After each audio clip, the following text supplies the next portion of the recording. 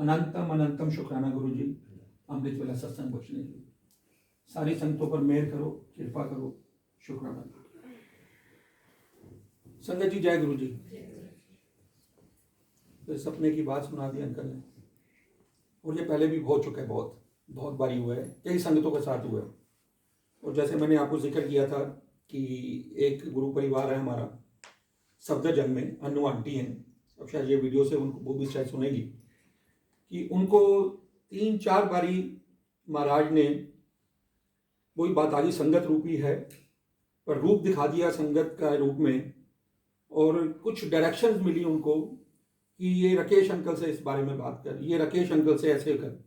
तो जब हम सुनते हैं तो शुक्राने का तो खैर आप अंदाज़ा लगा सकते हैं कि ये समझ में आता है कि हम तो याद करते ही हैं, हम सब करते हैं और वो भी सबको करते हैं, पर वो इसको प्रमाण भी करते हैं कि मैं याद कर रहा हूँ, और अंग संग तो है ही, कोई मतलब शब्द नहीं है, कोई शब्द नहीं है। तो बहुत बहुत शुक्राना। बात भरोसे की शुरू हुई आज। वाकई में भरोसा, बार बार जिक्र आता है भरोसे पर। भरोसा एक ऐसा शब्द है जो हमारे जीवन में बहुत इंपॉर्टेंट है, और आमतौर पे हमारी जिंदगी में जब प्रभु के प्रति, गुरु के प्रति भरोसा बनता है, तो जब हमारे साथ कोई चमत्कार घटित होता है तब हमारा भरोसा बनता है। वो किसी बहाने से चमत्कार होता है, हमारी कोई ऐसी मांग होती है, पूरी हो जाती है, चमत्कार होता है, कोई बीमारी दूर हो जाती है, चमत्कार होता है, तो भरोसा हमारा बन जाता है। और पर ये भरोसा कायम कैसे रहे? एक बारी तो अगर महाराज ने कोई चमत्कार दिखा दिया, किसी के माध्यम से, हम संगत के माध्यम से गए, वो महाराज ने पूरा कर दिया, चमत्कार हो गया, और उसके बाद पर ये भरोसा हमेशा कायम कैसे रहे? इंपॉर्टेंट ये है, भरोसा कायम तभी रह पाएगा जब हम इनके भाने में रहेंगे, जब हम इनके हुक्म में रहेंगे। ये एक बारी चमत्कार का भरोसा नहीं चाहिए हमें, सारी जिंदगी का भरोसा इन पे बनाए रखना है। सारी जिंदगी हमें महाराज ही बख्शेंगे, ये उन्हीं की बख्श है, वही गुरु प्रसाद है कि ये कृपा करें, ये अपना भरोसा हमारा बनाए रखें और अपने चरणों से जोड़े रखें। बहुत जरूरी है ये, और वो तभी पॉसिबल है कि हम इनके वचनों को माने, इनको माने, तभी हमारा ये भटकना बंद होगा, तभी हम भरोसे में आएंगे। और भरोसे के साथ एक बहुत बड़ा शब्द जुड़ा है, भाने में रहना।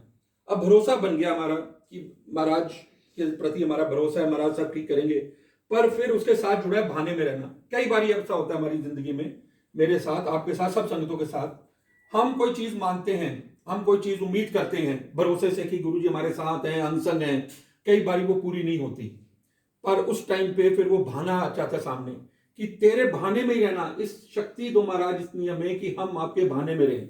भाने में रहना और भरोसा दोनों एक साथ जुड़े हुए हैं। जब तक हमारी ये अवस्था नहीं बनेगी कि हम उनके हुक्म में रहें, उनके हुक्म को स्वीकार करें, एक्सेप्टेंस की बात है, तभी हमारा भरोसा आगे कायम होगा। और ये सारी चीजें एक दूसरे के साथ जुड़ी हैं, और हमें ये बहुत जरूरी है कि उनके भाने में रहें और उनके जो वचन है उनको माने। अब उनके वचन क्या है, क्या मानते हैं महाराज? जप करें, जाप करें, सत्संग करें, अमृत वेला संभालें, कमजोर लोगों की मदद करें। तो ये जब हम उनका भाने में आएंगे तो ये 100% है कि वो हमेशा अंग संग ही नजर आएंगे। और अगर हम एक तरफ ये सोचे कि भरोसा तो हमने कर लिया और उनके वचनों का मन ना माने, तो वो भरोसा किसी काम का नहीं है, ना उनके कोई रिजल्ट आएंगे सामने। तो भरोसे के लिए दात उनकी चाहिए, बख्शन उनकी चाहिए कि हमारे को, ये बार बार अरदास में बोला जाता है भरोसा दान, तो भरोसा दान बख्शे और हमें इस पे अमल करने के लिए यही कृपा करें कि हम अमल करते रहें और इस विश्वास को बनाए रखें। तो बहुत जरूरी है। आज भरोसे की बात थी। एम्पायर स्टेट में महाराज के सामने जब संगत आती थी, कोई डायबिटिक आता था, इंसुलिन लग रहे होते थे उसको, तो महाराज तो जानी जान थे, पहले भी इस बात का हम जिक्र कर चुके हैं। तो अब आए तो उन्होंने संगत को कहा कि जा 1/2 किलो जलेबियां खा ले, तेन कुछ नहीं हुआ। अब एक संगत आई ऐसी डायबिटिक इंसुलिन वाली, वो चली गई, महाराज ने हुक्म कर दिया, उन्होंने उनके वचन माने, उन्होंने जाके 1/2 किलो जलेबी खा ली। अब मरना जीना है महाराज, अब आप देखोगे, आपका हुक्म हो गया, अब हमने आपका हुक्म मानना है। अब दूसरी संगत आई, वो भी महाराज जानी जान थे, उसको भी सेम प्रॉब्लम, डायबिटिक्स, इंसुलिन के इंजेक्शन लग रहे हैं। अब वो सोच में पड़ गई कि मेरे को ये महाराज ने क्या बोल रहे हैं संगत को कि ये जलेबियां खा ले, तो मैं तो मर ही जाऊंगा। अब जिसका तो भरोसा था जिसने तो इनके वचन मान लिए कि आपने मारना है, आपने तारना है, मैंने आपकी बात मान ली, उनको तो आज तक का रिकॉर्ड है, आज तक कभी उसके बाद डायबिटीज नहीं हुई। और जो इसी भरोसे के इफ एंड बट में रह गए, इफ और बट, और इफ एंड बट में वो वहीं के वहीं रह गए। तो यही हमने समझा महाराज से कि उनके वचनों को माने, उनके हुक्म को माने। अगर उन्होंने कहा है कि मंदिर की हाजिरियां लगानी है, हाजिरियां लगाएं। तब भी संगत को कहते थे महीना आना है, हफ्ता आना है, लंगर खाना है। लंगर या जल प्रसाद की भी बात हम करें तो जल प्रसाद क्या है? जल ही है ना। पर जब उनको अर्पण हो जाता है, हमारा भरोसा बन जाता है कि महाराज को भोग लग गया, अब ये अमृत बन गया। आज लंगर है। अब कई पुरानी हम कथाओं में भी सुनते हैं, कई लोगों को ये विश्वास ही नहीं होता कि आप भोग ऐसे, ये सिर्फ दिखावा है कि महाराज भोग कैसे खा सकते हैं, तस्वीर भोग कैसे खा सकती है, ये कोई रूप में तो है नहीं, आकार में तो है नहीं। पर ये हम सब जानते हैं, ये इतिहास है। ऐसे बहुत सत्संग हैं जब महाराज ने बहुत संगतों के घर में, ये हम कई बार ऐसे सत्संग सुनते हैं कि ये प्रमाण किया कि वो भोग लगाते हैं। अगर वो हमारी अरदास सुनते हैं तो वो भोग भी खाते हैं। ये बहुत सत्संग है, बहुत इसके महाराज ने प्रमाण दिए हैं। और ये प्रमाण वो देते इसलिए, जो चमत्कार इसलिए दिखाते हैं कि हमारा वो भरोसा बना रहे। तो इनकी लीला यही जानते हैं। आज की साखी इस भरोसे पर ही जुड़ी है। बहुत प्यारी साखी है, अमृतसर की घटना है, बहुत समय पहले की घटना है। एक भाई वीर जी हुए हैं, वो लिखते हैं कि उनको बचपन की अपनी याद बता रहे हैं कि मैं 10वीं क्लास में पढ़ता था और एक मित्र था मेरा 10वीं क्लास में, बहुत गरीब था, बहुत गरीब, अत का गरीब था।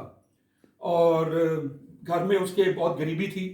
एक बार भी बीमार पड़ गया तो माता पिता ने जितनी कोशिश की, जितनी अपनी जान लगा के उसको इलाज कराया उसका, और आज उनकी कृपा से वो ठीक हो गया।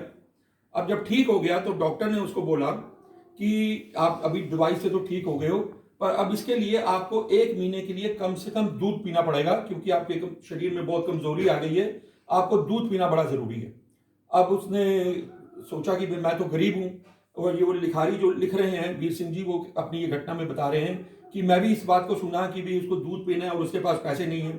खैर, उस लड़के ने, जो उस 10वीं क्लास में पढ़ता था, उसने अपने वहाँ हलवाई की दुकान पे गया और हलवाई को बोला कि ऐसा है कि मेरे को ना 1 महीने के लिए तू रोज दूध पिला दे और मैं 1 महीने बाद तेरे को पैसे वापस कर दूंगा।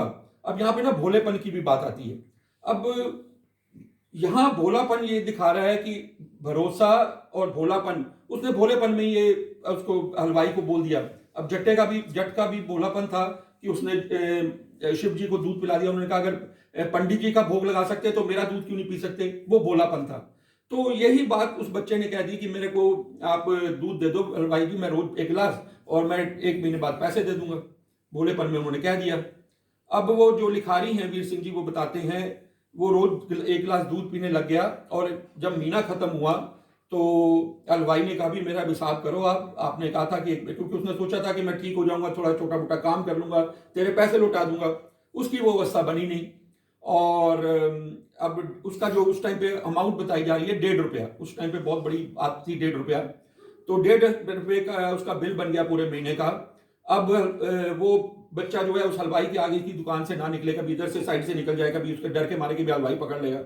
एक दिन हलवाई ने उसको पकड़ ही लिया और उसको बोला कि सब कई लोगों के सामने उसको बेइज्जती किया कि भाई 1.5 रुपये मेरे दे दे। उसको एक निश्चित समय दिया कि 1 हफ्ता या 4-5 दिन, नहीं तो मैं तेरा क्या हाल करूंगा, फिर तू समझ सकता है।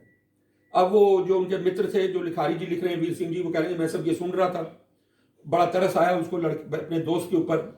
अब उसने सोचा कि मैं घर जाता हूँ, घर से अपने माँ बाप से कहता हूँ मुझे 1.5 रुपया दे दो, मेरे को अपने दोस्त की मदद करनी है। और पर उसको विचार आया कि वो 100 सवाल करेंगे माँ बाप, किसके लिए चाहिए, क्यों चाहिए, ये बात। वो उनकी हिम्मत नहीं हुई कि माँ बाप से 1.5 रुपया मांगे। अब उनके घर में गुरु ग्रंथ साहब का प्रकाश था और उनके मन में आया वीर सिंह जी के, तो मैं उससे क्यों ना मांगूं जो सारी दुनिया को देता है। और उन्होंने, अब यहाँ भाव और श्रद्धा की बात होती है कि हर चीज में हमारे भाव की बहुत कीमत है, हमारी श्रद्धा की बहुत कीमत है। उन्होंने अपने जहाँ पे प्रकाश था गुरु ग्रंथ साहब जी के आगे अरदास लगाई कि आप सब जानते हो मेरा दोस्त ऐसी तकलीफ में है, किसी तरह से कोई जरिया बना दो और उसकी मदद हो जाए, उसका 1.5 रुपया कम से कम उतर जाए। और बड़े सच्चे मन से उन्होंने ग्रंथ साहब के आगे अरदास लगा दी और समय बीतता चला गया। 2-4 दिन 5 दिन बीत गए और एक दिन वो वीर सिंह जी बता रहे हैं कि वो जो अमृतसर में कंपनी बाग है वो वहां सैर किया करते थे सुबह। तो एक दिन वो सैर कर रहे थे तो बेंच पे बैठे, तो उन्होंने देखा कि बेंच पे 1.5 रुपया पड़ा है, एग्जैक्टली 1.5 रुपया। अब उन्होंने देखा 1.5 रुपया, उनको वो भूल चुके थे कि मैंने एक अरदास की है, कुछ समय उनके दिमाग से निकल चुका था।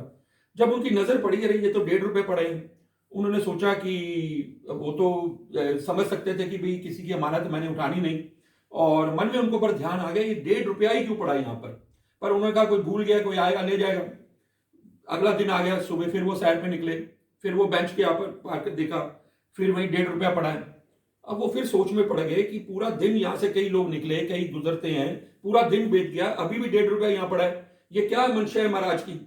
तो उन्होंने कहा नहीं अभी भी नहीं, ऐसे ये नहीं हो सकता, ये तो किसी की अमानत है। 2 दिन उन्होंने वॉच किया, तीसरे दिन भी जब आए बेंच के पास तो देखा 1.5 रुपया वहीं पड़ा है। अब उनको एक इशारा हो गया कि ये शायद 1.5 रुपया उस बच्चे के बिल के लिए महाराज ने शायद भेजा है या उनकी कृपा हुई है। तब उन्होंने अरदास कर कर वो 1.5 रुपया उठा लिया, और 1.5 रुपया उठाकर उन्होंने उस लड़के को साथ लिया और उसके हाथ से उसको बिल पे करवाया। अब इस बात से हमें समझ में ये क्या आई कि महाराज ने वो 1.5 रुपया ही कैसे भेजा। अब इससे मेरे को अंकल का भी सत्संग याद आ गया कि इनकी किताब में 100 रुपए का नोट ही क्यों निकला जब ये कैब से आ रहे थे। ना वो 150 थे, ना वो 200 थे, ना 50 थे, 100 रुपए का ही बिल बनना था और 100 रुपया ही किताब में से निकला। और यहाँ 1.5 रुपया ही उसका बिल था और ना वो 2 रुपए थे ना 1 रुपया था। तो ये छोटे छोटे चमत्कार, ये भरोसा, फिर वो वीर सिंह जी लिखते हैं तो मेरा महाराज के प्रति इतना भरोसा बन गया कि आप सब सुनते हैं, आप सब जानते हैं। तो फिर उसके दोस्त ने उसका बड़ा शुक्राना किया कि मैं तेरा बड़ा शुक्र करता हूं, तूने मेरी ऐसी मदद की, मेरी इज्जत बचाई। फिर उसने कहा शुक्राना मेरा नहीं करना। वो फिर लिखते हैं आगे कि वो अपने दोस्त को हरमिंदर साहब ले गए गोल्डन टेम्पल में, वहां जाके उन्होंने कहा कि शुक्राना करना इनका। इन्होंने ही ये सारा, फिर उन्होंने सारा उसको किस्सा सुनाया और उस बच्चे का दूसरे का भी विश्वास बन गया। तो ये छोटी छोटी घटनाएं, ये छोटे छोटे चमत्कार हमारी जिंदगी में, और ये चाहे आप इनको कह लें इम्तिहान के रूप में आते हैं कि हमारे इम्तिहान भी कई बार महाराज लेते हैं कि इसके कैसे खड़ा होता है, कैसे इस चीज को भाने में रहता है। तो ये सब विश्वास, भरोसा, भाने में रहना, वचन मानना, ये सब चीजें एक साथ जुड़ी हुई हैं। तो महाराज सब पे इसी तरह से हमें बार बार कृपा करते रहें। ऐसे बहुत सत्संग हैं जहां पे भरोसे की बहुत मिसालें आती हैं हमारे प्रत्यक्ष आज जीवन में, अभी भी रोज आज घरों में जिस संगतों के कैसे कैसे महाराज अपनी लीलाएं दिखा रहे हैं और कैसे कैसे चमत्कार कर देते हैं। पर सिर्फ यही है कि भरोसा बनाए रखें, डगमगाएं नहीं। समय लग सकता है, देर है पर अंधेर नहीं है, पर समय उनके हाथ में है। हम अपना जो महाराज ने हमें बख्शा है, जिस बात हुक्मनामे की आ रही है, हम अपना जप तप सेवा सिमरन अमृत वेला संभालते रहें। और ये देखिएगा समय आएगा कि जो आपकी अरदास है, जो हम भरोसे से अरदास भी करते हैं, वो 100% पूरी होती है। तो बहुत बहुत शुक्राना महाराज, सब पे इसी तरह अपनी कृपा बरसाए रखो। जय गुरु।